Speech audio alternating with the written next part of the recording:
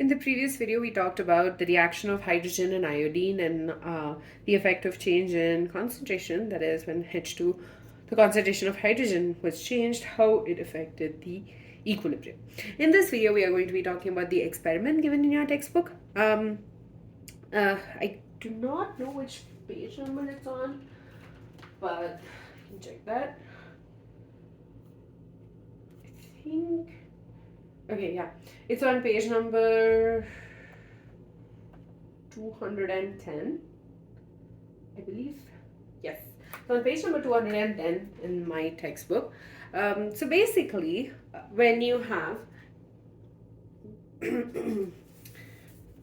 a few drops of 0.002 molar potassium thiocyanate, that is KSCN, reacts with 1 ml of 0.2 molar iron 3 nitrate, that is FeNO3 taken thrice, and this gives us this particular deep red complex. So basically, in the beginning of the reaction, obviously there will be a slow increase in the deep red color till equilibrium is reached, where the deep red color becomes constant. So at equilibrium, we know Kc, we are going to be taking the this particular equation, the ionic equation. So Kc is equal to concentration of this is the complex, so FeSCN2 plus,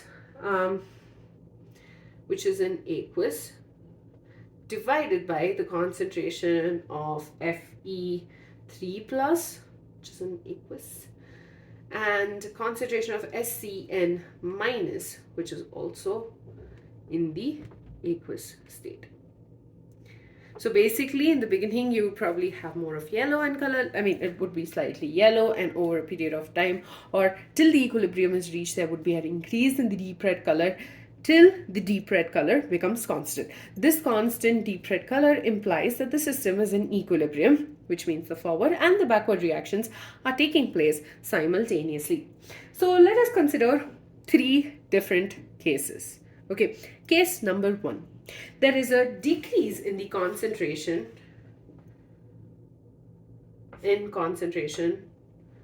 of Fe plus 3 ions.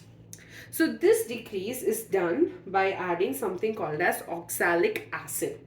So when oxalic acid, that is H2C2O4,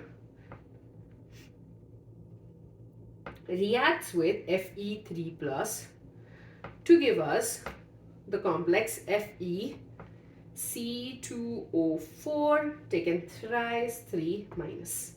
Now this leads to the decrease in concentration of the Fe3 plus ions. Pause for a second here and think what will happen to the deep red color. So, when based on Le Chatelier's principle, the product will try and dissociate to lead to increase in concentration of the ion, which means the deep red color is going to, the intensity of the deep red color is going to decrease because the FeSCN2 plus complex will dissociate to give us more of the Fe3 plus ions. Basically, the system is going to try and increase the concentration of Fe3 plus, and this is done by this dissociating to give us this and this. Case number 2, decrease in concentration of SCN minus. Basically, that's the other reactant. So basically, we are using HgCl2.